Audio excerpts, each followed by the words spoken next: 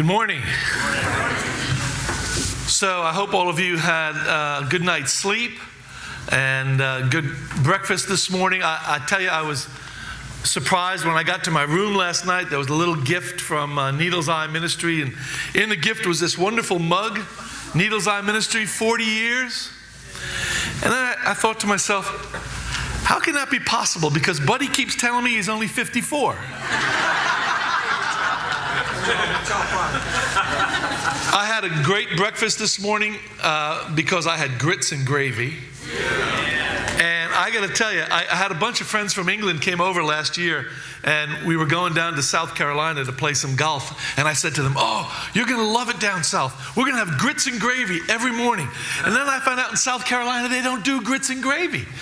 So I was really shocked by that. So this morning, I had my grits and gravy. And driving here, you have a more beautiful autumn than we had in New England this year. It's absolutely stunning out there. So what a great opportunity to come together on this beautiful morning and learn a little bit more about this topic of how do you share your faith at work without losing your job? That's the subtitle to this talk. How do you do that? How do you do what we call apologetics?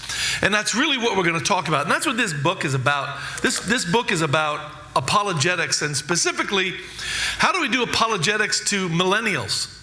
I have a little blurb on the back of the book that says, just as generals are always fighting the last war, the church seems to always be speaking to the last generation. And that's got to stop.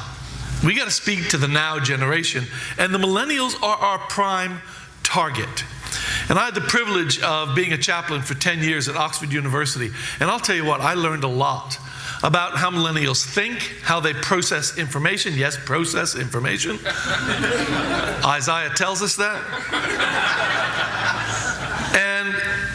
And I want to just share some of that with you today, because I hope that you'll be able to take some really practical stuff and bring it into the workplace. So first we're going to have a short video. And also, by the way, this thing about you get the free CD with the book, that's because the CD's better than the book, if you want to know the truth.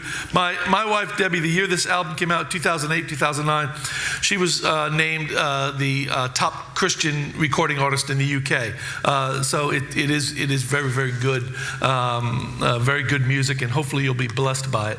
So I'm going to step aside as we have this short video.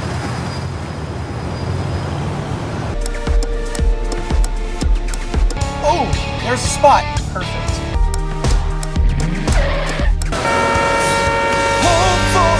Thank you, Lord. Provided.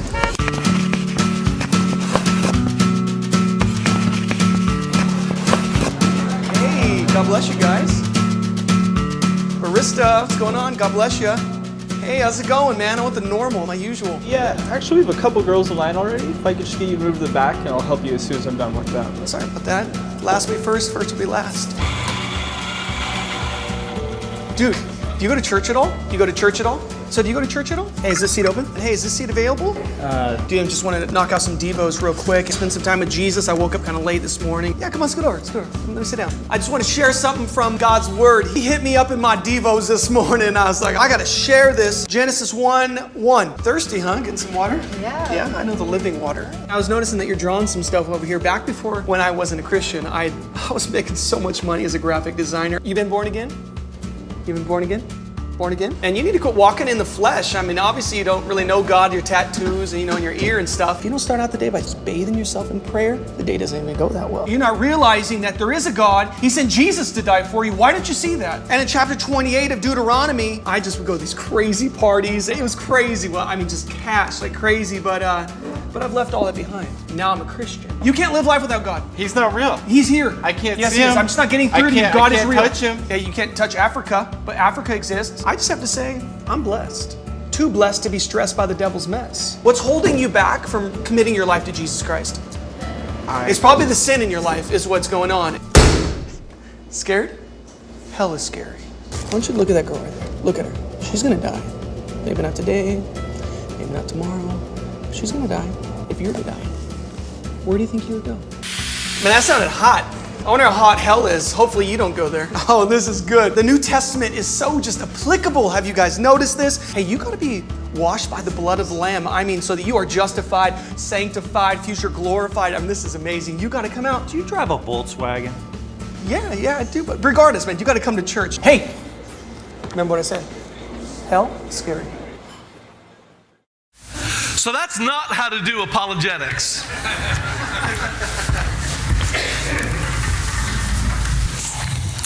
One of the really curious things about that, however, is that he didn't really say anything that was theologically incorrect.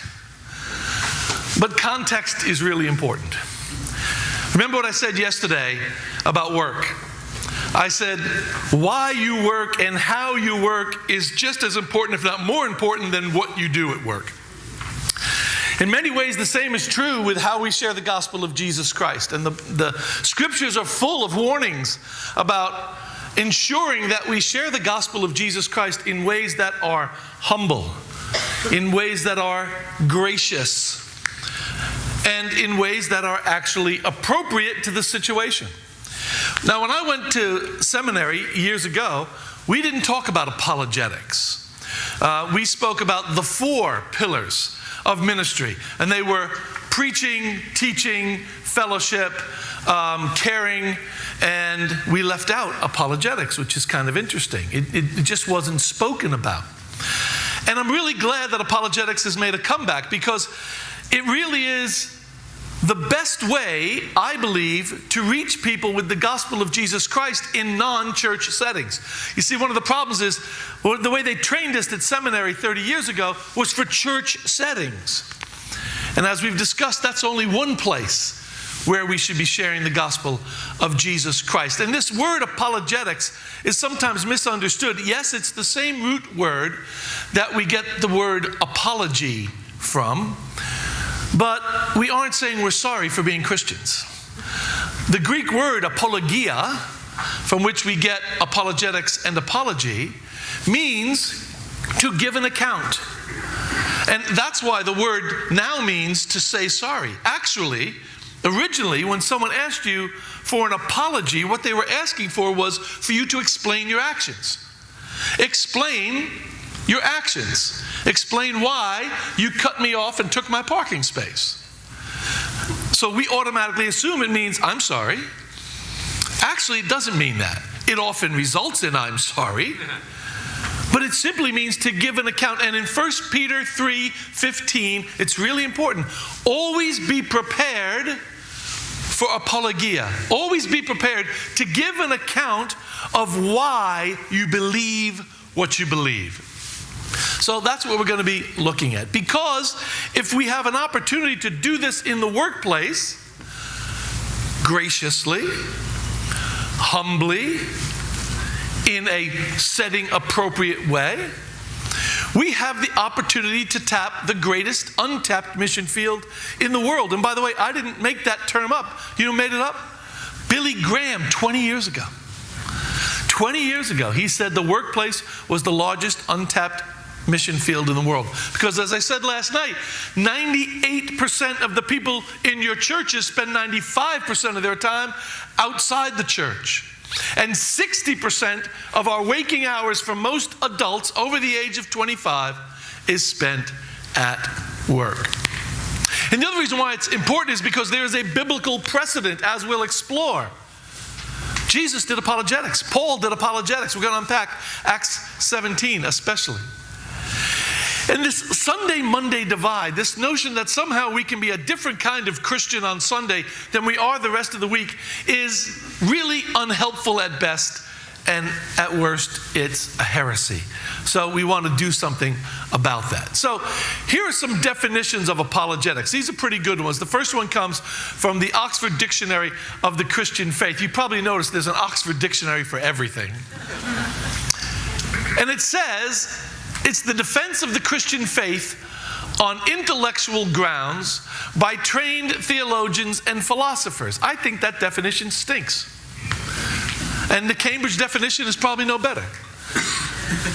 Because it doesn't take trained theologians or philosophers to defend the Christian faith.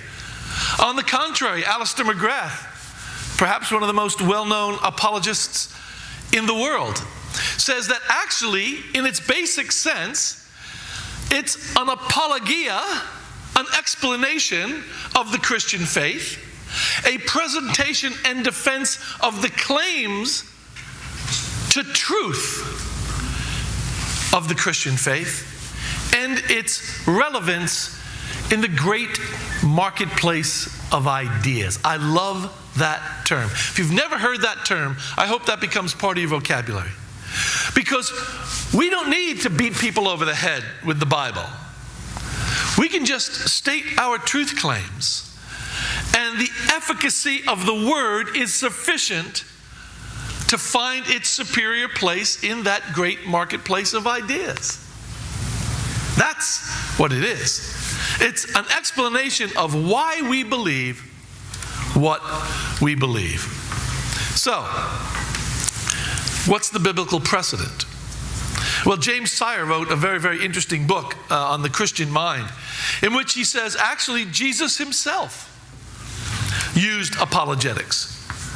He used classic a fortiori arguments to defend what he was doing when he was questioned by the Pharisees.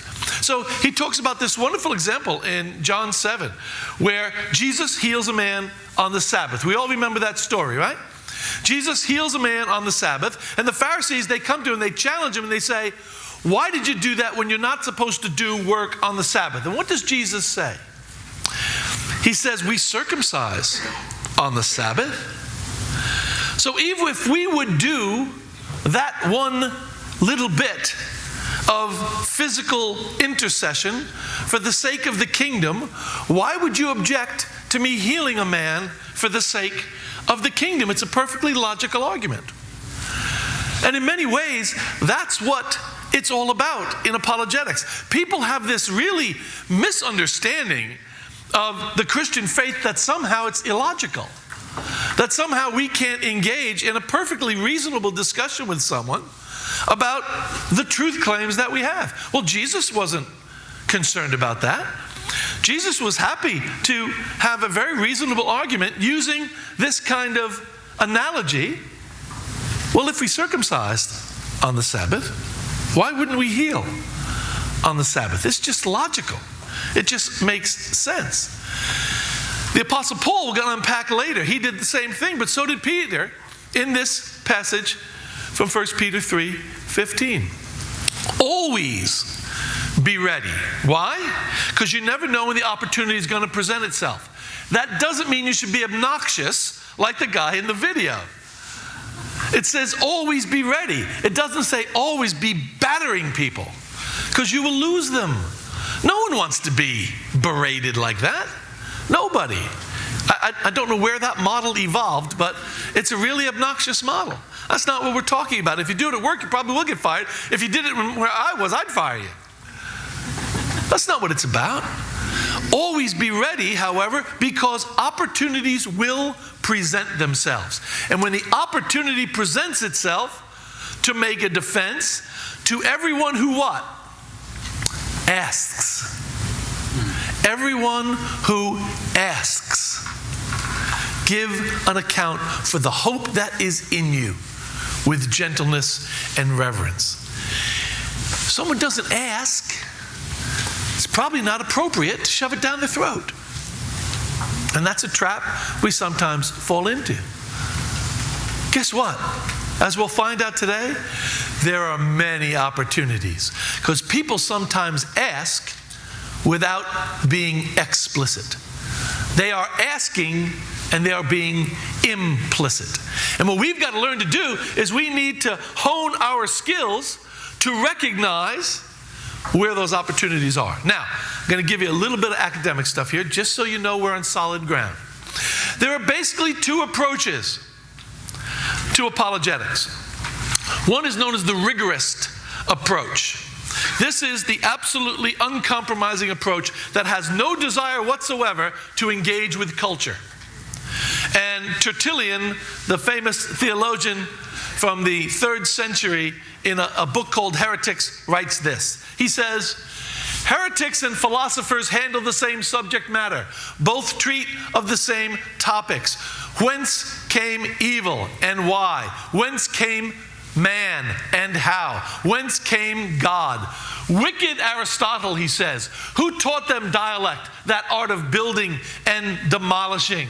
What is there in common between Athens and Jerusalem? What between the academy and the church, between the heretics and the Christians? Away with all projects for a Stoic and a Platonist or a dialectic Christianity. After Christ, we desire no subtle theories, etc.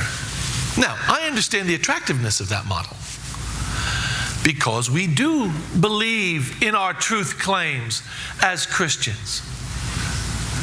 But it's a pretty arrogant model. It's a pretty arrogant model. And it's not the biblical model, as we'll talk about. But I understand the attractiveness of it. But we need, I think, to resist it. There is another approach that comes from the same period. And this is known as the positivist approach. And this is an approach which is going to be much more appropriate, you will find, dealing in a postmodern secular setting, like the workplace. And this was Justin Martyr. And Justin Martyr viewed it this way. He said, I prayed and strove with all my might to be found a Christian. Not because the teachings of Plato are contrary to those of Christ, but because they are not in all respects like them. Whatever has been uttered aright by man, any place, belongs to us Christians. For next to God, we worship and love reason. Logos, right? The word became flesh. The Logos became flesh. We worship Logos, which is from the unbegotten, ineffable God. For all authors were able to see truth darkly through the implanted seed of reason dwelling in them. In other words, part of the Imago Dei is that there is truth in other places, but not the whole truth. Not sufficient truth for salvation. But there is truth in other places, and we should not be afraid of the truth that comes from other places, because all truth comes from God, and therefore we have nothing to fear from all truth. In fact, truth and the acknowledgement of truth is an opportunity. It's a door in to discuss Jesus Christ. He says, for the seed and imitation of a thing, giving according to a man's capacity is one thing, far different is the thing itself, the sharing of which and its representation given according to grace. So this is what I had to do in Oxford, folks. I would be dealing with the brightest people. Even when I lectured, I would go into every lecture and I would say to myself, Ken, you're the dumbest guy in the room. But I know my topic better than they do. It was true with apologetics. It was true when I was doing chaplaincy. I had to learn a lot about all of the arguments against Christianity in order to give reasons why I am a Christian. And I found that Christianity did very well in the marketplace of ideas. But I didn't do it by insulting Plato or insulting Aristotle or insulting any other philosopher through the ages, because there is truth out there. It's part of common grace. By the grace of God, He didn't eliminate all truth. But as He says here, it's only part of the truth, which is why we say Jesus is the truth and the way and the life. But isn't it nice? Isn't it nice if we could find an opportunity? If we could find a door in and use that door? I think that's a much better approach than the rigorous approach. Because the rigorous approach is like that guy in the coffee shop, in my opinion. And in my opinion, it doesn't work. I've been through the battles. I've been through the wars. Try the rigorous approach with postmodern thinking people, with millennials, and that door shuts really fast. Because they have a different understanding of truth. They have a different understanding of narrative. They have a different understanding of what is or isn't possible. And they have a different understanding of authority. You know, we speak with authority when we speak from the pulpit. But if you're talking to a generation of people that reject a priori authority, you've got to find a different way. Your pedagogy has to become dialogy. And that takes a little bit of time and a little bit of training. So, Acts 17. Who's got their Bible? Someone have a Bible? Can we get a microphone, please? I want to have everybody turn to Acts 17, 16 to 34, and we're going to ask someone to read it, please. If someone's got it, just put your hand up if you found it. So, to give you the setting, the Apostle Paul is in Athens. Athens is the intellectual and philosophical and economic capital of the modern world that he's in. Okay, we would say the ancient world, it was his modern world. It was the crossroads of all dialectic. And he's walking around and he's looking at these temples to pagan gods, and it disturbs his soul. But listen to what he does. Starting on verse 16, please. While Paul waited for them in Athens, he was deeply distressed to find that the city was flooded with idols. He began to interact with the Jews and Gentile God worshippers in the synagogue. He also addressed whoever happened to be in the marketplace each day. Certain Epicurean and Stoic philosophers engaged him in discussion too. Some said, "What an amateur! What's he trying to say?" Others remarked, "He seems to be a proclaimer of foreign gods." They said this because he was preaching the good news about Jesus and the resurrection. They took him into custody and brought him to the council on Mars Hill. "What is this new teaching? Can we learn what you are talking about? You've told us some strange things and we want to know what they mean." They said this because all Athenians, as well as the foreigners who live in Athens, used to spend their time doing nothing but talking about or listening to the newest thing. Paul stood up in the middle of the council on Mars Hill and said, "People of Athens, I see that you are very religious in every way. As I was walking through town and carefully observing your objects of worship, I even found an altar with this inscription, 'To an unknown God.' What you worship is unknown, I now proclaim to you. God who made the world and everything in it is Lord of heaven and earth. He doesn't live in temples made with human hands. Nor is God served by human hands, as though he needed something, since he is the one who gives life, breath, and everything else. From one person, God created every human nation to live on the whole earth, having determined their appointed times and the boundaries of their lands. God made the nations so that they would seek him, perhaps even reach out to him and find him. In fact, God isn't far away from any of us. In God we live, move, and exist. As some of your own poets said, we are his offspring. Therefore, as God's offspring, we have no need to imagine that the divine being is like a gold, silver, or stone image made by human skill and thought. God overlooks ignorance of these things in times past, but now directs everyone, everywhere, to change their hearts and lives. This is because God has set a day when he intends to judge the world justly by a man he has appointed. God has given proof of this to everyone by raising him from the dead." When they heard about the resurrection from the dead, some began to ridicule Paul. However, others said, "We'll hear from you about this again." At that, Paul left the council. Some people joined him and came to believe, including Dionysius, a member of the council on Mars Hill, a woman named Damaris, and several others. Great, thank you. Everybody in Athens and all those who came to visit did nothing but sit around all the time and talk about the newest thing. Does that sound familiar at all to you? There's no difference between the culture we live in today and what was happening in Athens. Here's what I love about Paul. Notice how Paul doesn't say, "Oh, men of Athens, you pagan scum who are going to hell." He compliments them. "Oh, men of Athens, I see that you are a God-fearing people." Opportunity. Opportunity. He doesn't confront them head on. He acknowledges that they are faithfully seeking that which they are ignorant of. I got news for you. Everybody you know who's a non-believer, there are times in their lives, times in their day, when they too are faithfully seeking, even if only in the silence of their own hearts, that which they are ignorant of.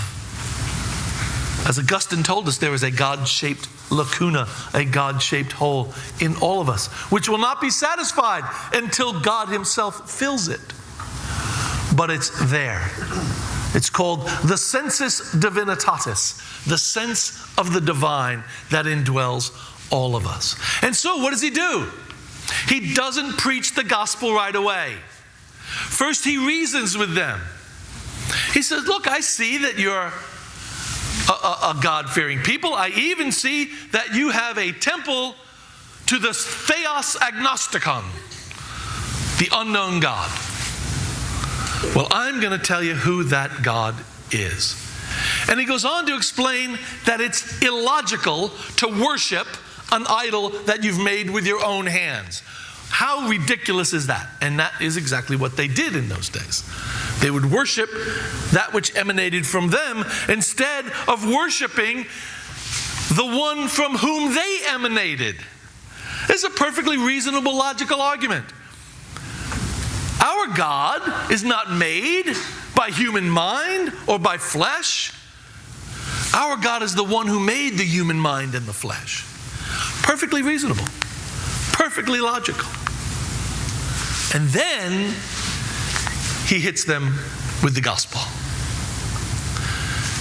And what happens when he preaches the gospel of the risen Christ? What happens? Some people accept it, some people don't. Paul did his job. Paul was obedient. And one of the big problems with witnessing in the workplace or apologetics or whatever it is, we think that we are somehow personally responsible for the salvation of the person next to us. We aren't. I tell my students, I say, look, you're going to preach a lot of sermons. There is zero agency to your preaching. Zero agency to your preaching. But there may be efficacy in your preaching if God so chooses. Your job is to preach. You have to leave the results to God. And that's an important thing to know, because if we view it the other way, one, we set ourselves up as God. We decide who's saved and who isn't. And two, it leads us to situations where we get desperate. And we forget that ultimately it's up to God. So, here's a few things you need to understand about apologetics. Even though the Apostle Paul had the benefit of the people there being God-fearing, it actually isn't necessary to even presume God exists to start the apologetic discussion. I have had many, many discussions about God with atheists. I had dinner with Richard Dawkins, the fellow who wrote The God Delusion. And let me tell you something about Richard Dawkins. The church invented Richard Dawkins, in my opinion. He is a man who was wounded deeply by the church. We invented Richard Dawkins. And I've had the opportunity to have dinner with him. He doesn't have horns. Right? He's someone who Jesus died for as well. And if he ever comes around, wow. Wow. So pray for Richard Dawkins and others like him. So the fact of the matter is, we can do apologetics, as they say, remoto Deo, without even referencing God, until the opportunity arises. Because we're talking about what? We're talking about the big picture issues, the big life issues. Also, everyone possesses that sensus divinitatis, which means every person, including Richard Dawkins and the person in the cubicle next to you at work, has the potential to become a Christian. And we all possess that image of God. So sharing the gospel is part of our missio Dei we talked about last night. It's part of our mission. It's not optional. It's a question of how we do it, not if we do it. Also remember that as important as reason and nature are, they're never sufficient. Ultimately, it's the work of the Holy Spirit who will bring agency to what we do. But we have these tools. And here's the thing, though. Most of us were trained either by people of a different generation, or we are people of a different generation. If we are going to bring the gospel of Jesus Christ to millennials, to Gen Y, and everything I've said today, by the way, is in the book. then we've got to understand how they think. And the first thing we have to understand is that millennials have a completely different frame of reference to ours. They just don't take the assumptions we take about things like a meta-narrative, things like truth, things like authority, things like the efficacy of Scripture. They just don't accept those things a priori, just because someone told them. And this is part of the postmodern mindset. Postmodernism, I say this in the book, postmodernism is a subject, not an object. Okay? Postmodernism is nothing more than a designation that sociologists use to describe this frame of reference. And one of the most devastating things about this frame of reference is what a friend of mine, Paul Fetus, calls a hermeneutic of suspicion. There is ingrained in our culture today a hermeneutic of suspicion. And so that means we have got to gain someone's trust before they will trust what we say. Listen to that again, please. If you don't remember anything else I say about apologetics or sharing the gospel in a secular setting, remember that. We need to gain people's trust before they will trust what we say.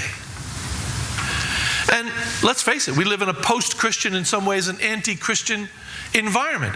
And one of the things that bothers me about the church's response to that is we've become very defensive and we've kind of bought into these culture wars. The fact of the matter is the church should be very comfortable in the margins because the church was born in the margins. The church should expect to be in the margins. We should not be offended by the fact that we're in the minority. We shouldn't be offended by the fact that not everybody ascribes to our beliefs. That's the way it's been for most of human history. So we've got to remember that.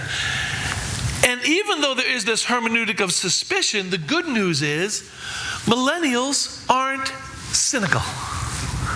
And that was one of the most refreshing things I found about dealing with millennials. They aren't cynical. They're skeptical. They're not cynical. They haven't closed their minds. They're also globally aware. So we better be globally aware. They're also incredibly materialist. It's very difficult for them to get their heads around something they can't touch. And that was in the video. That doesn't mean we can't overcome that. And also, and this is probably most important, instead of a meta-narrative, which we believe in creation, fall, redemption, and consummation, and that our existence falls within that pericope, they just kind of settle for, as long as I don't hurt anybody, life's okay. That's basically their narrative. They call it the happy MIDI narrative. If I don't hurt anybody, life's okay. Now, you can understand the attractiveness of that, but I got news for you. That fails miserably when crisis comes. It fails miserably. And you know what I found out at Oxford?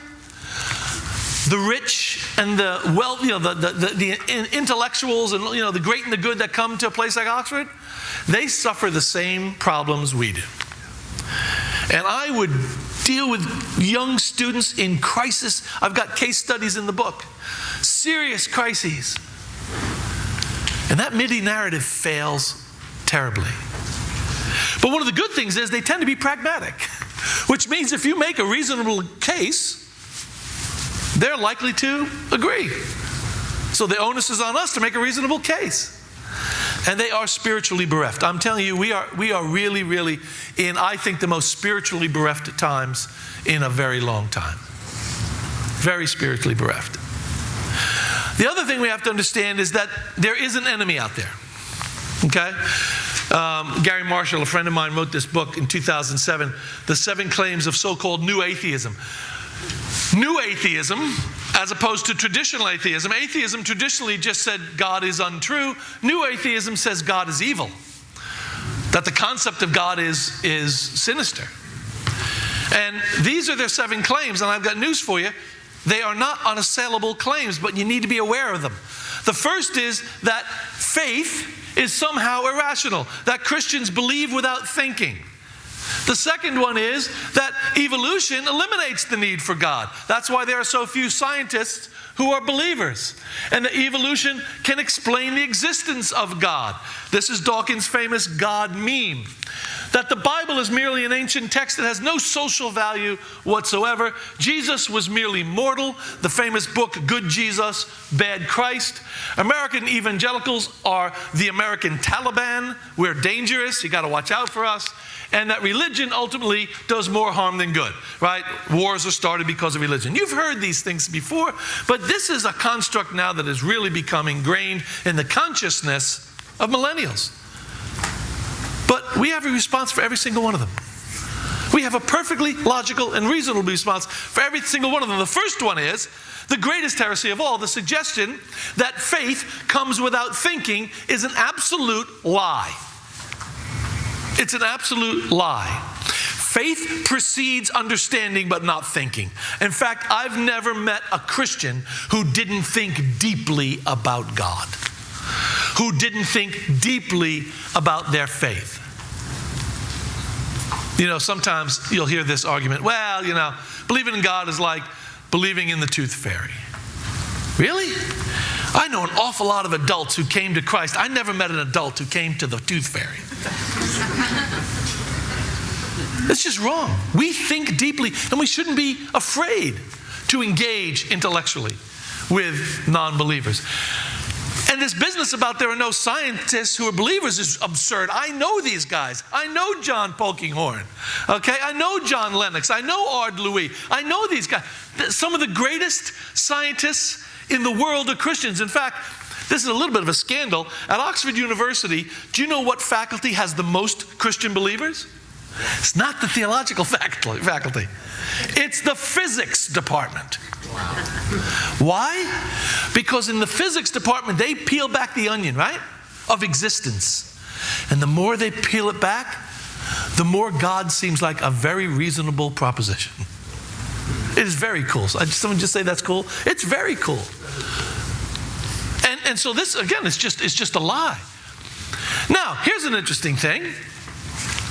I got asked to speak to a group of people about the big picture issues. I talk about it in the first part of the book. And the title of the evening, they chose the title, was Does God Exist? That was the title. Nothing like giving you an easy one to start with. So I came to this little village outside of Oxford, and I'm driving to this thing, and my wife said, how many people do you think will be there? And I said, if we have enough for a hand to bridge, we'll be lucky. Right? A little tiny village on the outskirts of town, you know, and the topic is, does God exist? Who's going to come? Standing room only. The place was the town hall, not in the church, town hall. Place was packed. Trust me, Reverend, you want to have this place packed with non-believers? Have a discussion on does God exist? And you know what I started by saying? Thank you for inviting me to talk on this topic, but it's the wrong topic. God exists. If Richard Dawkins was in the room, Richard Dawkins would admit that God exists. The fact that we are talking about God means God exists, either as an idea or in reality. But you cannot ask the question, does God exist? God, by definition, exists if you're talking about Him. The question is, are any of our known constructs of God true? That's the question. Once you've asked that question, you have to start exploring the constructs of God. And where do you take them for that? The Bible. And I often tell people that if I only had the first chapter of John, I would be a Christian. I would be a Christian. Because it's the one that resonates with every human being. It's the cosmic gospel. In the beginning was the Word was God. The Word was with God. Nothing exists apart from God. And on it goes. And the Word became flesh and dwelt among us. That's the question. And when they criticize the Bible, I got news for you. The Bible is the single most critiqued document in human history by a mile. I went to the opening of the Bible Museum yesterday. Folks, go to that. please go to that. It's only 2 hours up the road, 3 hours coming back if it's a Friday. It is so worth it. It is so worth it. And they are honest about the fact that people have torn the Bible to shreds, and at the end of the day, it still stands up to scrutiny, the most detailed scrutiny. I've spent my whole life in the Bible. The Bible is the most reliable text ever delivered. Ever. So we shouldn't be worried about any criticism of the Bible. And in terms of Jesus, well, as C.S. Lewis said, Jesus was either God or mad. You pick. And here's the other thing. All fundamentalism is dishonest. And now when I say this, my students' heads explode. Okay? Here's what I mean by this. Fundamentalism is dishonest intellectually because it doesn't leave room for two very important things: doubt and error. Doubt and error. If we are honest with ourselves, even the most faithful person will admit there are times when they have doubts. That's why we call it faith. There are times when we have doubts. That keeps us honest. It keeps us honest. And what does it do? It drives us back into the Scriptures. Now, that doesn't mean we don't live our lives as though we had no doubt. That's the purpose of faith. It gives us the courage to live our lives according to our convictions. But we have to be honest with ourselves, with God, and with others. Of course, we all struggle at times with doubt.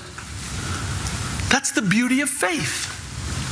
It keeps us honest. The second is error. Not that we don't believe our truth claims. That would be absurd. Of course we believe our truth claims, but we have the humility to accept we could be wrong about things. We could be wrong about things. That doesn't mean we think our text is full of error. We don't. But how we understand that text, we're not God. We do not possess the mind of God. Of course we could be wrong about things. So that's why I say all fundamentalism, Christian, Muslim, whatever, all fundamentalism is intellectually dishonest.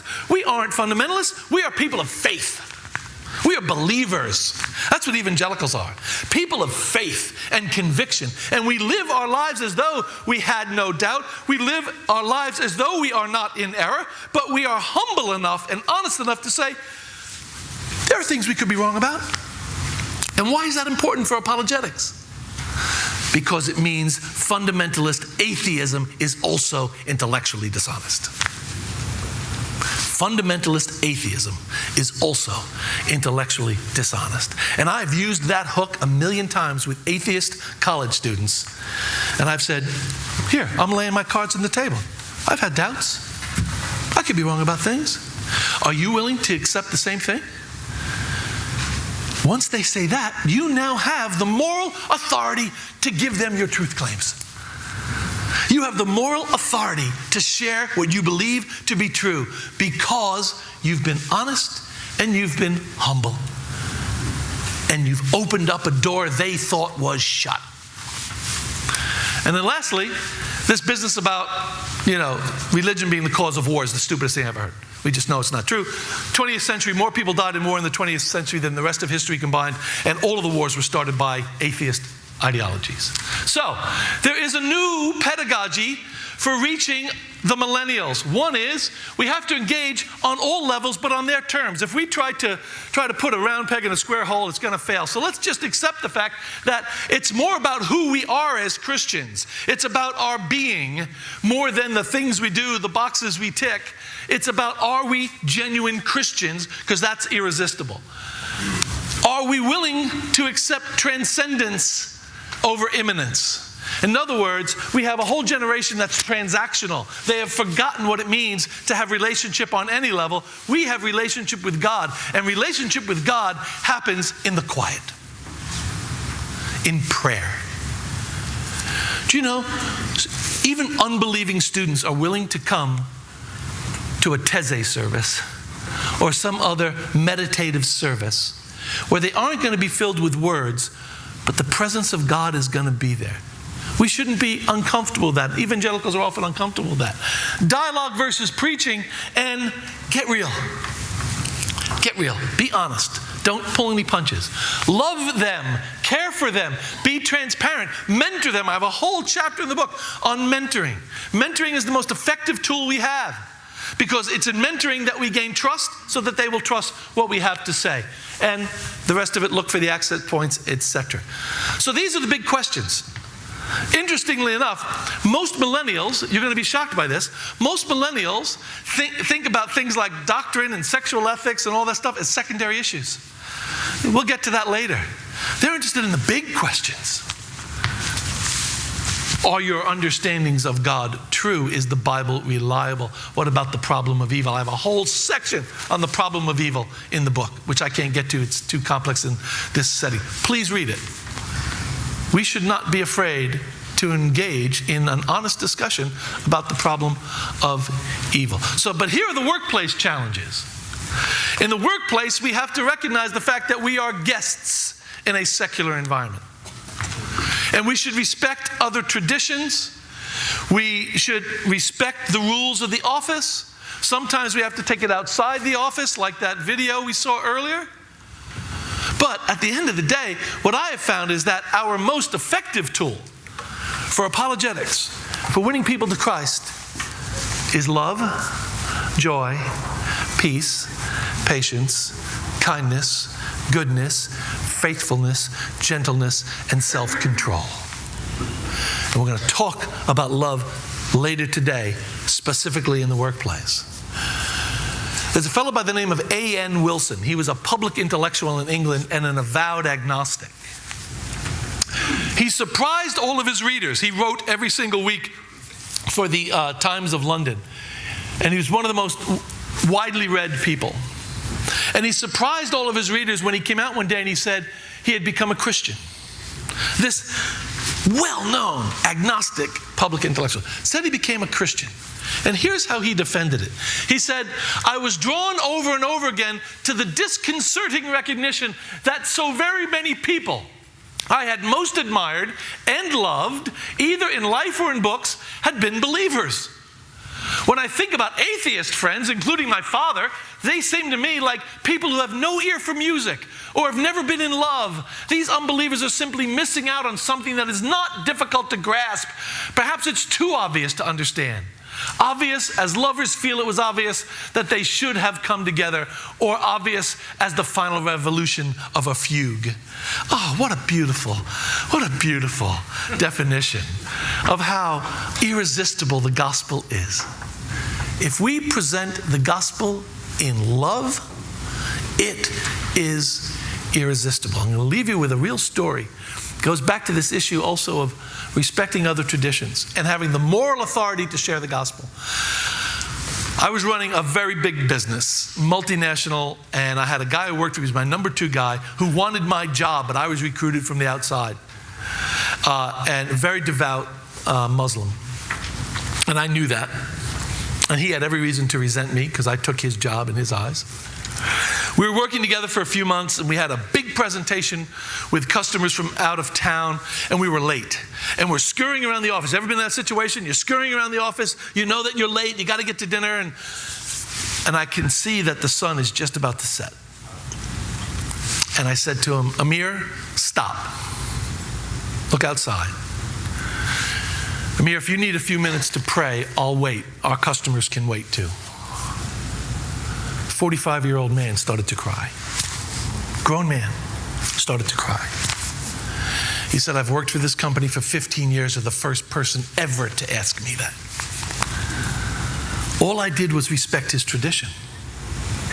It gave me the moral authority to share the gospel of Jesus Christ with Amir. Amir and I still communicate. We still share. I'm not going to tell you he's a Christian because he's not yet.